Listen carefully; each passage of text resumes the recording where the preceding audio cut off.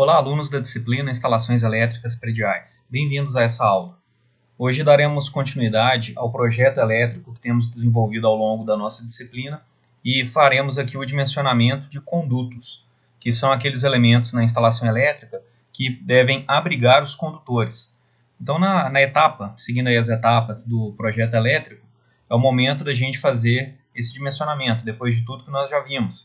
Então, fizemos lá a divisão de cargas, a divisão de circuitos, já vimos como é feito o desenho do circuito elétrico na planta baixa da edificação, e com base nesse desenho da planta baixa, a gente consegue fazer o dimensionamento dos condutores, porque é necessário observar a quantidade de circuitos que passam nos piores trechos dessa instalação. E agora que nós já sabemos quais são os eletrodutos de cada ponto, na verdade os condutores de cada ponto, nós podemos determinar os eletrodutos ou outros condutos de acordo com a necessidade. E aí o nosso projeto elétrico já está quase pronto. Então, como eu falei com vocês, a ideia do conduto é essa aqui. Todo elemento em uma instalação elétrica que é utilizado para instalação de condutores elétricos, que vai fazer a proteção deles, que vão conter esses condutores elétricos, pode ser chamado de conduto. E aqui nessa figura a gente observa alguns exemplos. Aqui nós temos o eletroduto corrugado, de PVC, que é utilizado normalmente para embutir em alvenaria. Temos também a possibilidade desse eletroduto ser rígido, no caso aqui é um eletroduto de aço, mas ele pode ser também de PVC rígido para instalações aparentes. Nós temos a canaleta, que pode ser usado para condições que exigem uma quantidade maior de cabos, de condutores. E aqui nós temos um exemplo de eletrocalha, que também é utilizada quando a quantidade de condutores é maior. E essa canaleta aqui, coloquei essa como exemplo, mas existe outro tipo também, que é aquela canaleta que passa no piso. Então ela pode ser feita de concreto mesmo, e aí dependendo do condutor que for passar por ela, é necessário observar se ele vai ser colocado também dentro de um eletroduto ou não, ou seja, se dentro dessa canaleta eu preciso colocar um eletroduto ou não. O primeiro conduto que nós vamos estudar é o eletroduto, que é o mais utilizado em instalações prediais. Normalmente ele é utilizado embutido em alvenaria ou aparente. Então é importante a gente conhecer bastante a respeito dele, porque os nossos projetos vão trabalhar normalmente com esse tipo de conduto. Então eles são feitos de PVC, de maneira geral, mas como eu falei, existem também eletrodutos de aço. Os eletrodutos devem possuir um diâmetro externo mínimo de 16 milímetros. Isso daí aparece até mesmo no nosso diagrama elétrico, aquele diagrama unifilar. Então, se o eletroduto tiver um diâmetro de 16 milímetros, a gente não indica isso no nosso diagrama. Mas se ele tiver um diâmetro maior do que isso, for de 25, por exemplo, a gente já precisa indicar no diagrama qual é o diâmetro daquele eletroduto. É importante observar também que esse dimensionamento deve ser feito trecho a trecho do nosso circuito. Então tem ali um eletroduto que está conectando o quadro de distribuição à caixa de passagem na sala. Aquele eletroduto ali vai ter um tamanho que depende da quantidade de condutores que passam por ele. Se eu pegar agora essa caixa de passagem da sala e conectar ela na caixa de passagem do banheiro, no teto do banheiro, eu preciso agora ver qual é esse eletroduto. Então não é igual ao condutor, que a gente faz o dimensionamento do condutor e ele vale para todos os trechos daquele circuito. O eletroduto não, a gente precisa observar trecho por trecho qual é o eletroduto adequado para aquele lugar ali onde a gente está colocando. Por quê? A quantidade de condutores varia de um ponto para o outro. Se a gente colocar o maior eletroduto para todos os trechos, é claro que vai atender, mas aí a gente tem um gasto maior. A obra, a instalação, vai ficar mais cara. Por outro lado, se eu colocar o menor eletroduto em todos os trechos, eu não terei os condutores acomodados de forma adequada, e isso daí pode gerar sobrecarga devido à quantidade de aquecimento que vai ser concentrado ali naquele trecho, e pode gerar o desligamento da proteção, ou no pior caso, iniciar até mesmo um incêndio. Então é necessário fazer a observação de modo a não gastar demais e também não ter problemas no funcionamento da instalação. E aí a gente vai fazer esse dimensionamento sempre trecho por trecho. E esse dimensionamento leva em consideração a área ocupada pelos condutores. E no caso do eletroduto, esses condutores, somando a área de todos eles, da seção deles, eles não podem ocupar mais que 53%, dependendo da quantidade. Igual, se eu tiver um condutor apenas, ele não deve ocupar mais do que 53% da área da seção daquele eletroduto. Se eu tiver mais condutores, essa medida aí muda um pouco, mas a ideia é sempre a mesma. Eu tenho que observar se os condutores que eu coloquei ali no meu eletroduto vão ser suficiente para não ultrapassar a quantidade máxima de ocupação que ele tem. Isso vale de maneira geral para todos os condutos. Eu sempre olho a área de seção que está sendo ocupada, de modo a permitir a dissipação de calor durante o funcionamento desses condutores. E aqui isso está bem ilustrado. Nós temos então um eletroduto com os condutores na parte interna. Ele tem uma área interna útil, que deve ser ocupada de acordo com a porcentagem máxima dele. E aí os condutores vão ocupar essa parte máxima que é permitida para que o condutor funcione de maneira adequada. Então vai ficar dessa forma aqui. A taxa de ocupação desse condutor, do eletroduto, né? Taxa de ocupação do eletroduto é igual ao somatório de todas as seções de todos os condutores. Então vou somar aqui, está passando um circuito de iluminação, que é fase neutro, e a tomada de uso específico lá do chuveiro, que é fase neutro e terra, ou duas fases e terra. Aí eu tenho 5 condutores, calculo a área de cada um, a área de seção de cada um, e depois disso faço o somatório delas, para poder dividir pela área útil do nosso eletroduto, e aí multiplicar por 100 só para ficar em porcentagem. Então nós temos o seguinte, se esse eletroduto conter apenas um condutor, ele não deve ultrapassar 53% dessa área. Se for para 2 condutores, não deve ultrapassar 31%. E se a gente estiver trabalhando com 3 ou mais condutores, o que vai ser o mais comum nas nossas instalações, nós não permitiremos uma ocupação maior do que 40%. Então, de maneira geral, a gente vai ficar de olho nesse valor aqui de baixo, né? 40% para o caso do eletroduto. E aí a gente consegue fazer o dimensionamento adequado. Eu coloquei aqui uma tabela com alguns eletrodutos do fabricante Tigreflex. Então vocês vão ver que existem 4 modelos aqui, existem eletrodutos maiores que esse. Eu não chego a colocar porque a gente não vai precisar, mas é claro que vocês já têm aí a noção de como funciona essa questão de instalações elétricas e vocês podem fazer a pesquisa aí no Google, mesmo que seja, por catálogos de fabricantes de eletrodutos ou de qualquer outro conduto, e inclusive de condutores também, de disjuntores. É até aconselhável que vocês façam isso depois para dar uma conferida no que vocês podem encontrar. E aí vocês podem complementar essa tabela. Mas aqui eu coloquei então 4 tamanhos de disjuntores, 16, 20, 25, 32 milímetros. E a gente tem aqui espessura da parede, o diâmetro interno, ou seja, é o diâmetro externo menos 2 vezes a espessura da parede, que a gente tem aqui dos dois lados. E aqui temos a área interna em milímetros quadrados. Essa área aqui, que é a área útil dele, com base no diâmetro interno, é que precisa ser respeitada. No caso de 3 ou mais condutores, nós nunca vamos ultrapassar 40% da ocupação dessa área que aparece aqui no final. Então fiquem sempre atentos a isso. Foi dimensionar ali um eletroduto, não se esqueçam que os condutores não podem ocupar mais que 40% dessa área que a gente tem aqui no final. E outra consideração importante a respeito dos eletrodutos é o comprimento máximo que ele pode ter, sem que haja alguma interrupção, sem que ele chegue até uma caixa de passagem, por exemplo, ou até o quadro de distribuição.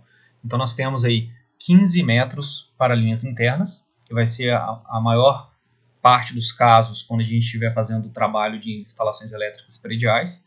E se a gente estiver falando de linhas externas, esse comprimento é de até 30 metros. Isso daí está relacionado à questão de acessar esse condutor que está no interior do eletroduto. Se as linhas ficarem maiores do que isso, nós teremos dificuldade nesse acesso. Agora, se já tem uma caixa de passagem ali no meio, já fica mais fácil de acessar esses condutores. E outra questão também é referente à quantidade de curvas que esse eletroduto faz durante o percurso, porque isso dificulta a passagem dos condutores. Quanto mais curvas a gente tiver, mais difícil vai ser passar o condutor. Então esse comprimento máximo é diminuído de acordo com a quantidade de curvas que o nosso eletroduto apresenta, curva de 90 graus. Então nós temos o comprimento máximo, que era 15 ou 30, dependendo se era área interna ou externa, vai ser reduzido em 3 metros para cada curva de 90 graus. Então eu coloquei aqui o comprimento máximo é igual ao comprimento original, que a gente tinha aqui em cima, menos 3 vezes n, onde L é o comprimento original e n é a quantidade de curvas de 90 graus que nós temos. Então esse vai ser o comprimento máximo do eletroduto. Então, supondo um eletroduto em uma linha interna e apresenta ali uma curva de 90 graus. Então, agora, em vez dos 15 metros que a gente está vendo aqui, ele vai ter apenas 12. Ele pode chegar a apenas 12 metros. Então, é necessário colocar uma interrupção nesse percurso, ou, como nós vamos ver aqui, se for impossível colocar uma interrupção, uma caixa de passagem, nós vamos fazer um aumento desse eletroduto, de modo a facilitar a passagem dos condutores. Então a ideia seria a seguinte: olhei ali a situação, não tem jeito de colocar uma caixa de passagem, eu não consigo interromper aquele trajeto ali do eletroduto, eu vou fazer então o aumento dele. Para cada 6 metros ou fração além do valor considerado, então eu fiz lá o meu cálculo, encontrei um eletroduto de 16 milímetros. Só que, devido a alguma impossibilidade, ele tem mais do que 15 metros passando ali em uma linha interna. Então, de acordo com a norma, não é permitido usar um eletroduto tão extenso. Mas se eu não conseguir fazer, em hipótese alguma, a interrupção dele usando uma caixa de passagem, eu devo então considerar que esse eletroduto com mais de 15 metros de 16 milímetros não é adequado. Se tiver passado até 6 metros, além disso daqui, então até 21 metros, eu poderia usar o eletroduto de 25. Agora, se passou de 6 metros, então se passou de 21 aqui, eu preciso usar um eletroduto maior, além do de 25. Então, para cada vez que eu subir 6 metros, eu uso o próximo eletroduto da tabela que eu estiver consultando. Mas, de maneira geral, como eu falei, né, essas distâncias aqui já são bastante expressivas para instalações prediais e a gente não vai ter que aumentar tanto os eletrodutos utilizados. É só mesmo fazer uma conferência e verificar se aquele comprimento está adequado ao diâmetro daquele eletroduto que está sendo utilizado. Em relação aos condutores, existe uma consideração muito importante que a gente tem que fazer. Porque quando a gente fala na área de um condutor, por exemplo, tem um cabo de 2,5 milímetros quadrados. Isso significa que a parte condutora dele apresenta essa seção. Mas quando eu considero também a isolação do cabo, eu tenho uma área de ocupação maior do que aquela área do condutor propriamente dito. Eu devo levar em consideração também a área daquele revestimento que nós temos ali para a isolação desse condutor. Então, quando a gente pega uma tabela de um fabricante, igual esse o caso aqui, eu peguei um fabricante qualquer, Conduspar, só mesmo para a gente avaliar isso daqui, mas como eu falei, vocês são livres para fazer pesquisa de outros fabricantes, outros catálogos e trazer informações novas, até mesmo para a realização dos trabalhos. Então, se porventura vocês tiverem consultado uma tabela diferente de condutores, vocês podem anexar ela no trabalho ou na atividade que vocês fizerem, que eu vou corrigir com base no que vocês me apresentaram. Não precisa seguir exatamente o que eu coloquei aqui. E a ideia aqui é a seguinte: se eu pegar o condutor de 1,5 milímetros quadrados, eu tenho que observar qual é a área total dele, condutor mais revestimento. Então nós temos aqui algumas medidas, como por exemplo, o diâmetro nominal do condutor, ou seja, que dá essa área que nós temos aqui. Esse cabo de 1,5 milímetros quadrados é formado por 7 fios, nós vimos a diferença também na aula passada. Cada fio tem esse diâmetro. A espessura da capa, da isolação, é essa aqui. E aqui no final nós temos o diâmetro líquido nominal, que é o que nos interessa. Porque a partir desse diâmetro líquido, que seria condutor mais isolação, eu consigo calcular a área de seção que esse condutor de 1,5 milímetros quadrados vai ocupar lá no eletroduto que eu estou dimensionando para a instalação elétrica. Então, por exemplo, se eu quisesse calcular aqui, era só a gente fazer 3,09 dividido por 2, porque aqui a gente está falando do diâmetro, né? Elevado ao quadrado e multiplicado por π. Então isso daqui daria uma área de 7,5 milímetros quadrados, ou seja, o condutor é de 1,5.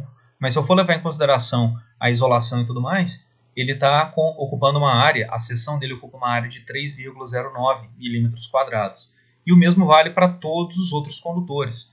Nós já vimos na aula passada como dimensionar esses condutores de acordo com a corrente elétrica que passa por eles e de acordo com a quantidade de circuitos que nós temos dentro de um eletroduto.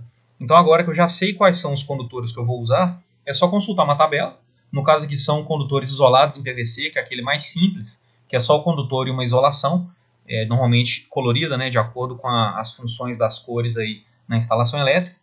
E depois que eu fizer a consulta dessa tabela aqui, eu consigo verificar qual é a área que esses condutores vão ocupar e faço o dimensionamento do eletroduto, de modo que a área ocupada desse eletroduto não passe dos 40%, como nós vimos no slide anterior. Essa segunda tabela tem uma ideia muito semelhante à primeira. A diferença aqui é que nós temos condutores unipolares. Então são condutores que têm uma isolação e além dessa isolação eles ainda têm uma capa, de modo a garantir uma isolação melhor para ele, uma tensão maior de operação. Então observando aqui eu tenho as mesmas áreas da tabela anterior. São as áreas do condutor propriamente dito. E aqui na frente eu tenho as mesmas informações: diâmetro nominal do condutor, formação, ou seja, a quantidade de fios que eu tenho ali naquele cabo, o diâmetro de cada fio, a espessura do isolamento. Depois do isolamento nós temos a capa, para formar esse cabo unipolar. E aí o diâmetro do condutor isolado, ou seja, excluindo aqui a capa, e o diâmetro externo isolado, ou seja, aqui eu tenho o líquido, né, o final desse cabo unipolar. E agora, com base nessa informação aqui, é que eu saberei qual é a ocupação desse cabo no interior do eletroduto. Então, nesse exemplo aqui, nós teremos uma área de ocupação que seria de 21 milímetros quadrados, ou seja, o condutor de 1,5 milímetros quadrados está ocupando 21 lá na frente. Isso significa que eu vou conseguir colocar menos condutores unipolares do que eu conseguiria colocar o condutor simplesmente isolado. Então já é uma diferença que a gente precisa observar também. E verificar se é necessário utilizar esse condutor unipolar ou não, de acordo com o tipo de carga que nós temos ali na instalação. Mas de maneira geral, em instalações prediais, residenciais, nós temos basicamente condutores isolados. Então esses unipolares aqui não precisariam ser usados. E a terceira tabela que nós temos aqui é uma tabela referente àqueles condutores multipolares, ou seja, eu tenho vários condutores dentro de um mesmo conjunto, né? Eu tenho ali um cabo, um condutor multipolar, e dentro dele eu tenho várias vias. Cada via daquela ali é um condutor. E é claro, existe uma isolação entre um condutor e outro. Então seria basicamente como se eu pegasse vários condutores isolados, reunisse em um único conjunto e tivesse uma capa protegendo todos aqueles condutores ao mesmo tempo. Então nós vamos observar aqui que existe o número de condutores pela seção nominal deles. Então eu tenho aqui 2 por 1 significa que eu tenho 2 condutores de 1 milímetro quadrado, ou 2 condutores de 1,5 milímetro. Então olhando aqui eu teria, por exemplo, 3 condutores de 6 milímetros quadrados. Então se eu tiver um circuito trifásico, por exemplo, eu já poderia trabalhar com esses condutores aqui de baixo, ó, de 3 ou 4, se tiver apenas fase, né? Ou se eu tiver também o neutro e terra, e inclusive pode até ter mais seções. Eu coloquei aqui essa tabela que só tem de duas, né, a 4 seções, mas vocês poderiam encontrar aí também 5 seções, por exemplo, que seria 3 fases, terra e neutro. E a ideia é a mesma. Nós vamos observar que no final o diâmetro do nosso condutor multipolar líquido, né, ou seja, no final das contas, envolvendo todas essas proteções aí de um condutor para o outro, o que nós temos aí de diâmetro é exatamente o que aparece nessa última coluna. E aqui nós temos um exemplo para o dimensionamento de um eletroduto em uma instalação elétrica. Então é pedido aqui o seguinte: calcule a área da seção transversal de um eletroduto flexível de PVC instalado em área interna que contém um circuito trifásico com 5 condutores de isolação em PVC de seções 6 milímetros quadrados. Aí vale tanto para as 3 fases, quanto para o neutro, quanto para o terra. E considere que o eletroduto possui um comprimento de 10 metros e faz uma curva de 90 graus. Então vamos lembrar aqui o seguinte: como foi informado que ele é uma linha interna, ele pode ter no máximo 10 metros de comprimento, e ele tem 10. Então, a princípio, parece que está tudo certo, mas a gente precisa lembrar também das curvas de 90 graus. Foi informado aqui que ele faz uma curva de 90 graus, então significa que nós temos que reduzir esse comprimento máximo de 15 metros em 3 metros, ou seja, ele pode chegar até 12 metros de comprimento. Como ele tem 10, significa que está tudo bem, eu posso usar o mesmo eletroduto que eu encontrar no cálculo no meu projeto.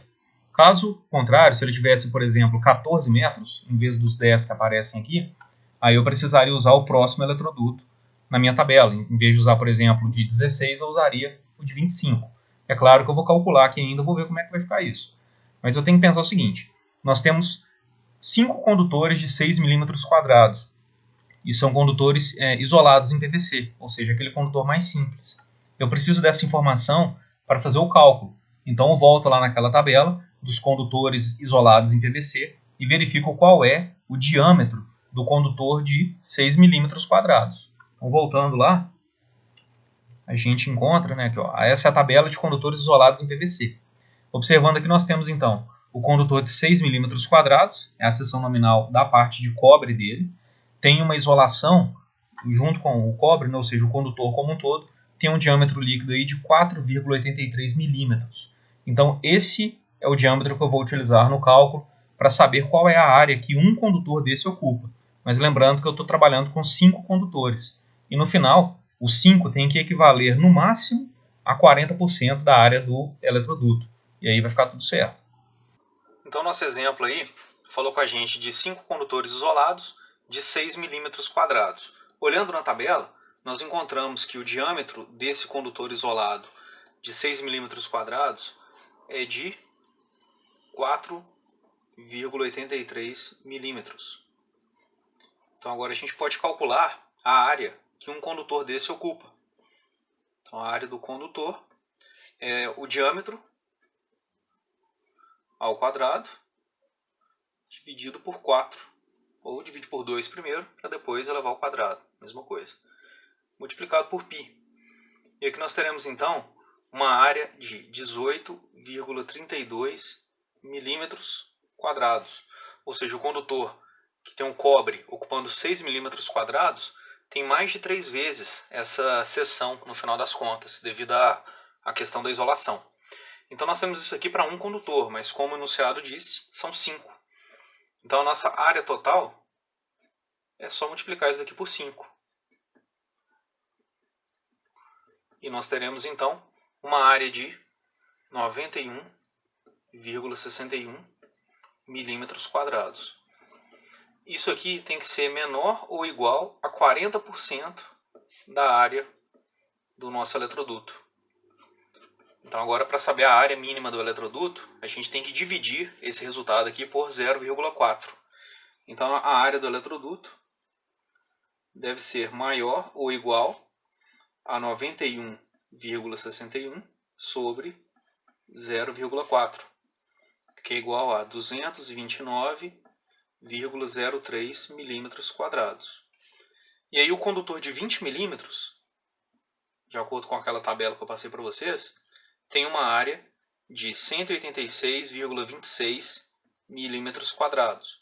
E o condutor, o eletroduto de 25 milímetros, tem uma área de 283,53 milímetros quadrados. Ou seja, a área que nós precisamos é menor do que a área do eletroduto de 25 milímetros. Então ele é a nossa opção. Para esse trecho do circuito, nós usaríamos um eletroduto de 25 milímetros. Para os demais trechos, nós deveríamos fazer a mesma avaliação e verificar qual é o eletroduto mais adequado com base na quantidade e no tamanho dos condutores que passam por ali. Visto aí o exemplo do eletroduto, a gente vai simplesmente repetir essa ideia para os outros condutos também. A gente só precisa verificar que tipo de conduto é, quando que ele vai ser utilizado e qual é a porcentagem máxima que pode ser ocupada. Isso varia de conduto para conduto. No caso das canaletas, que é exatamente o próximo conduto que a gente precisa avaliar, nós temos os cabos dispostos no interior dela, de uma forma mais organizada, que eles normalmente são colocados em apenas uma camada, e esses cabos vão ter a questão da dissipação de calor também, e levando isso em consideração, eles vão ocupar no máximo 30% da área da canaleta. Então, como eu falei com vocês, nós temos vários tipos de canaleta utilizadas em instalações elétricas, principalmente nas instalações elétricas industriais, e elas vão seguir sempre essa ideia aqui de ter uma área máxima ocupada igual a 30% da sua área total. E nessa tabela que eu coloquei aqui também, nós temos alguns exemplos de tamanhos de canaletas. Essa daqui tem um perfil quadrado ou retangular, e aí a gente vai obter a área dela na multiplicação das duas medidas e verificar se os condutores estão ocupando no máximo 30% dessa área. Então não tem segredo não. Já vimos aí como funciona para o eletroduto, agora é só aplicar aqui para a canaleta do mesmo jeito. E eu coloquei um exemplo. É pedido aqui o seguinte: calcule a área de seção transversal da canaleta com 3 cabos unipolares de 35 milímetros quadrados. Então percebam que agora eu não estou falando de condutor isolado, como foi no primeiro exemplo. Eu estou falando de cabos unipolares. Isso significa que eles já vão ocupar uma área maior do que os condutores isolados. E essa é uma boa justificativa para o uso da canaleta. Então, voltando nas tabelas que eu coloquei para vocês aqui dos condutores, nós verificamos o seguinte. Essa tabela aqui, que é a segunda, é que fala dos condutores unipolares. Se nós temos condutores de 35 milímetros quadrados, eles têm um diâmetro externo de 12,4 milímetros.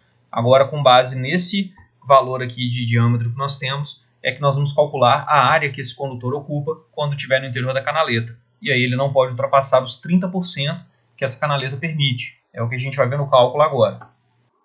O segundo exemplo, então, nos fala de 3 cabos unipolares de 35 milímetros quadrados. Então, como nós vimos aí na tabela, condutores de 35 milímetros quadrados têm um diâmetro de 12,4 milímetros.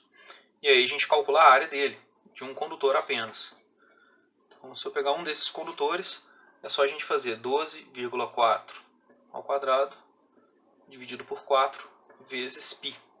E o resultado é 120,76 milímetros quadrados.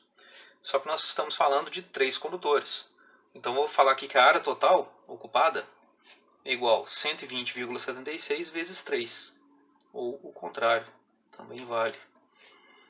E nós teremos aqui 362,29 milímetros quadrados.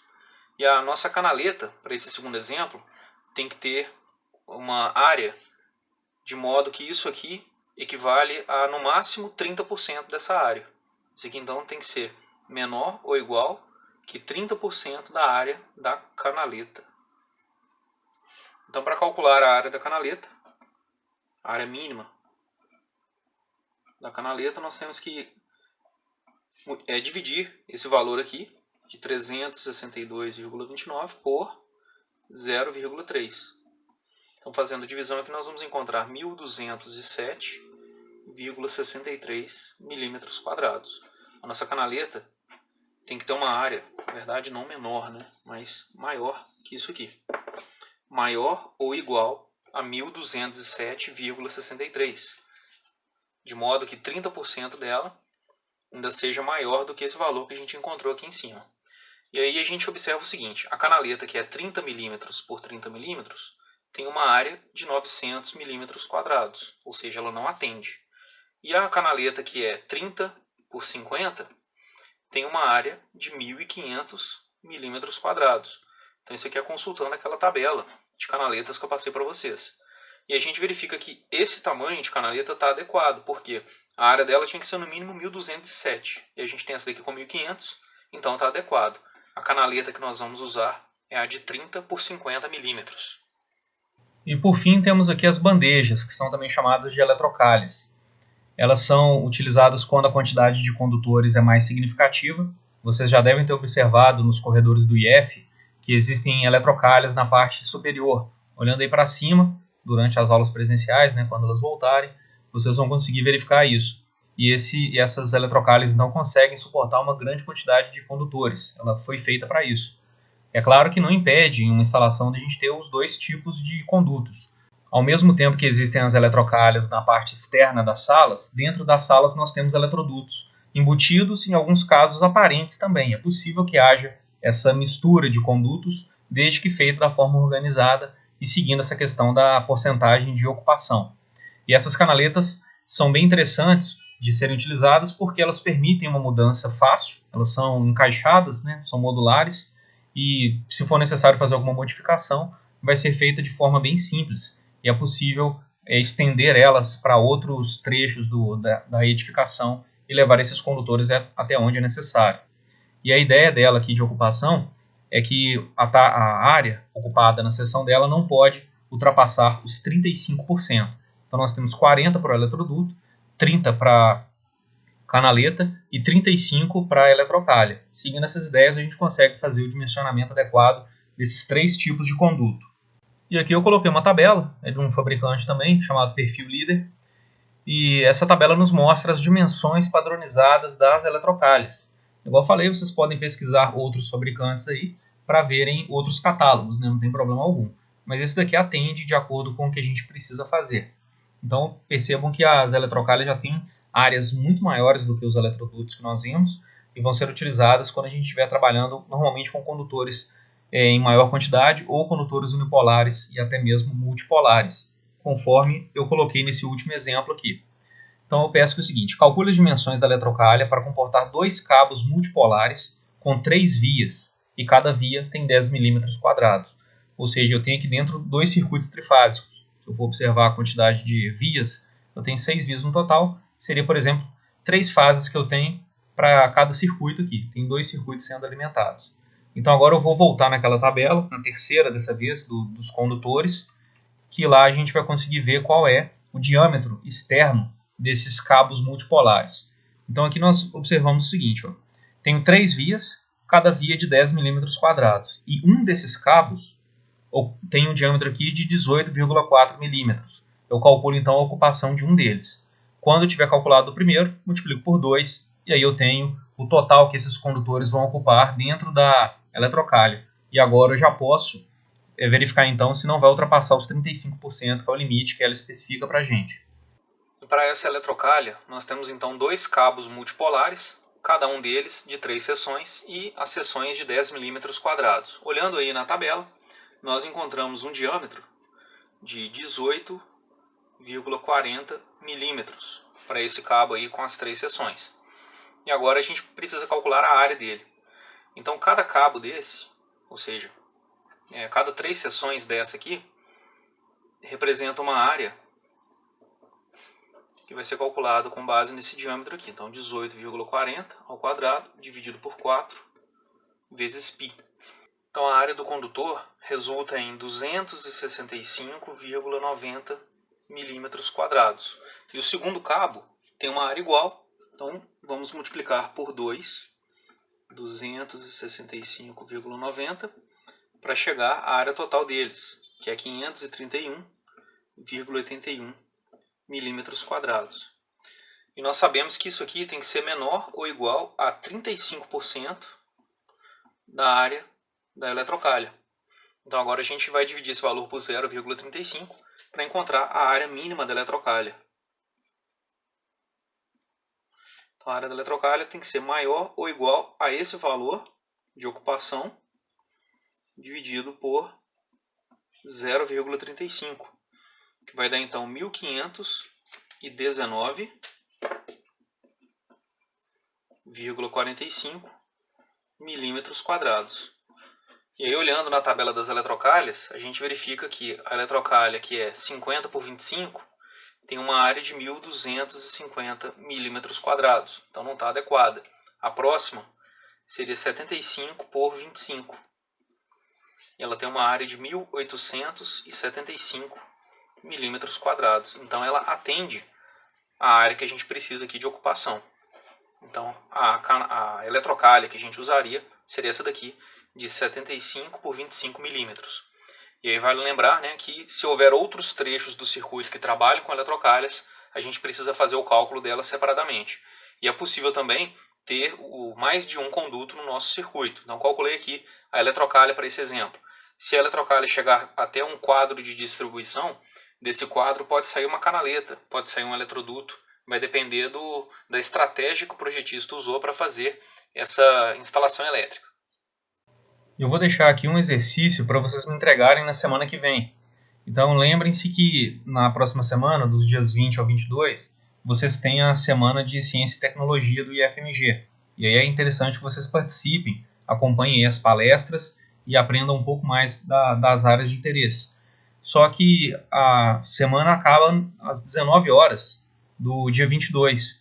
Então eu vou manter a aula normal semana que vem e vocês têm essa atividade para me entregar também.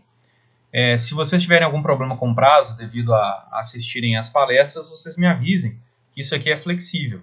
Mas se não tiver nenhuma reclamação até a data, eu vou entender que vocês realmente conseguiram fazer na data certa, aí dia 22 vocês me entregam. Agora, se depois do dia 22 vocês irem me falar que não conseguiram fazer, aí é outra história, né? Então me avisem antes. E aqui nós temos o seguinte, eu peço para vocês calcularem um eletroduto, passo aqui as configurações do circuito. Então é um eletroduto flexível de PVC, como no primeiro exemplo que eu fiz aqui com vocês hoje. E vocês precisam considerar 4 condutores de PVC, ou seja, isolação comum mesmo, de 10 milímetros quadrados. Aí vocês podem consultar a tabela que eu passei no slide, ou vocês podem também fazer a consulta em outro fabricante, não tem problema algum, vocês que escolhem. Só que eu vou pedir que quem usar uma tabela diferente, anexe ela no trabalho ou na atividade para eu poder avaliar da forma correta. E aí vocês vão considerar que esse eletroduto possui um comprimento de 23 metros e faz 2 curvas de 90 graus. Percebam que ele está em uma área externa. Então vocês vão avaliar se esses 23 metros aí é um comprimento que está acima do limite que é permitido aqui para o eletroduto. E é basicamente isso. Resolveu aí a questão da área, verifica quanto que vai dar aí, qual é o tamanho do eletroduto que vocês usariam para essa situação aqui. Então bem simples. Acredito que mesmo assistindo aí as palestras da semana CIT, vocês não vão ter problema em me entregar isso no dia 22. E eu vou deixar também disponível aqui o nosso segundo trabalho, que vocês vão me entregar no dia 12 de novembro, ou seja, praticamente um mês a partir da aula de hoje. Então é tempo suficiente para fazer. E aí, é claro, eu vou ficar disponível para ajudar vocês na resolução dele. Eu vou fazer os horários de atendimento. Eu estou mantendo na segunda-feira, de 18 às 19. E vou ficar disponível também por fórum, por e-mail, por chat do AVA. Vocês podem me perguntando, igual vocês já têm feito, que eu vou respondendo as dúvidas aí que vocês tiverem. Então esse trabalho também vale 10 pontos. É um trabalho individual. E vocês vão fazer aqui o seguinte. Partindo daquela planta baixa que eu passei no primeiro trabalho, vocês vão resolver essa segunda parte. Então percebam que no primeiro trabalho vocês tiveram que fazer o levantamento das cargas, a divisão dos circuitos e tudo mais. Aqui eu já estou entregando para vocês os circuitos com as cargas levantadas e já divididos. Então nós temos aqui um total de 10 circuitos nessa planta que eu passei para vocês. E aí nós temos então 2 circuitos de iluminação. Aqui eu coloquei os cômodos que fazem parte de cada circuito, a potência total dele. Observem que a varanda tem 2 pontos de iluminação, são 2 pontos de 100 VA cada um. E aí totalizou esses 1000 que aparecem aqui. E aqui nós temos alguns circuitos de tomada de uso geral, 6 circuitos de tomada de uso geral, TUG. E aí eu especifiquei aqui também, ó, sala, dormitório 1, dormitório 2, são 3 tomadas de 100 VA para cada cômodo, então são 9 tomadas de 100 VA, mais uma de 100 VA para o corredor. Então totalizou aqui 1000 VA. Então percebam que está tudo seguindo aquelas normas, né, que eu falei com vocês lá no início da disciplina, da questão da NBR 5410, que fala da divisão de circuitos, que fala do levantamento de cargas. Então eu fiz esse levantamento aqui acompanhando o que a norma exige aí da gente. E vocês agora vão fazer algumas coisas, que eu vou falar aqui embaixo ainda, a respeito dessa divisão que já foi feita. Eu achei melhor fazer a divisão aqui e passar igual para todo mundo, que facilita a questão de comunicação e também de correção no final. Claro que cada um poderia ter partido do que fez no primeiro trabalho para continuar aqui nessa segunda etapa, não tem problema algum. Mas só mesmo para facilitar aí um pouco a didática do trabalho, eu achei interessante já passar essa divisão. E aqui no final nós temos 2 tomadas de uso específico apenas. Percebam que eu tirei a máquina de lavar e tirei também 2 aparelhos condicionadores de ar. Ficou apenas o da sala, os do quarto eu tirei. Então o chuveiro continuou e esse condicionador de ar da sala. São as únicas cargas 220 volts. Todas as outras são 127. Vale lembrar que isso aí tem que aparecer no diagrama unifilar, que é um dos pedidos aqui. Então por isso que eu especifiquei essa tensão. E aqui embaixo eu peço o seguinte. 1. O diagrama elétrico unifilar dos circuitos sobre a planta baixa conforme divisão anterior, ou seja, essa divisão que eu passei para vocês. Então aqui, vocês podem pegar a planta baixa do primeiro trabalho. Quem fizer o desenho dela na mão, não é obrigatório, mas quem fizer na mão, pode fazer um desenho que não fique em escala, não precisa se preocupar com escala. Eu só quero que vocês indiquem bem a divisão dos cômodos e indiquem o nome dos cômodos para eu saber, né, e bater o olho nas 2 plantas e saber identificar o que está acontecendo. Quem preferir pode fazer impressão e desenhar por cima, pode imprimir A4, A3, fica a critério de vocês.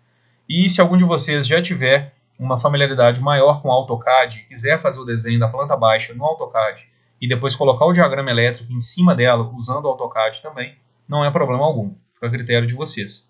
E tendo dúvidas, como eu falei, né, eu estou aberto aí a responder essas dúvidas, porque essa parte do diagrama pode gerar algumas dúvidas mesmo, que é uma conexão, apesar de conhecida, vocês já trabalharam aí com outros circuitos elétricos, vocês vão ver que o modo como isso é representado muda um pouco. Então é interessante, tendo dúvida, vocês tirarem comigo mesmo.